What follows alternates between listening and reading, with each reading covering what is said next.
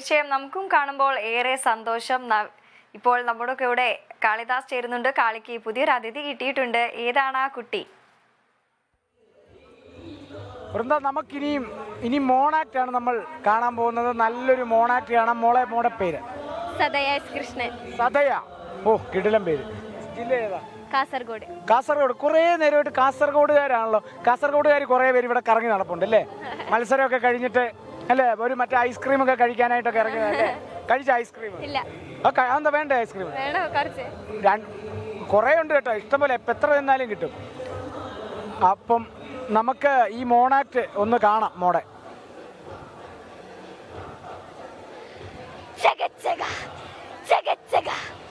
മൂർച്ചയേറിയ വെള്ളി വെളിച്ചത്തിലേക്ക് എത്ര പാറ്റകളാണ് വന്ന് വീഴുന്നത്.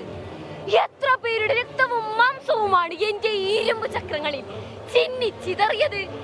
ഞാൻ വണ്ടി, സിനിമാ വണ്ടി,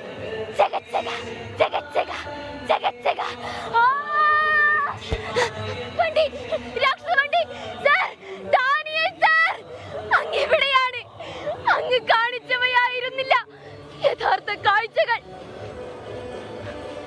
റോസി, നീ എന്തിനാണ് കുഞ്ഞേ എന്നോട് ഇതൊക്കെ വന്ന് പറയുന്നത്?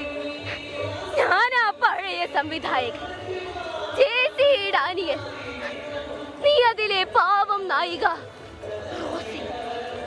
സിനിമയിൽ അഭിനയിച്ച കുറ്റത്തിന് ജാതിപ്പിശാചുകളാൽ കല്ലെറിഞ്ഞോടിക്കപ്പെട്ടവൻ. പക്ഷേ ഏതാണ് നീ പറയുന്ന ആ രാക്ഷസ വണ്ടി?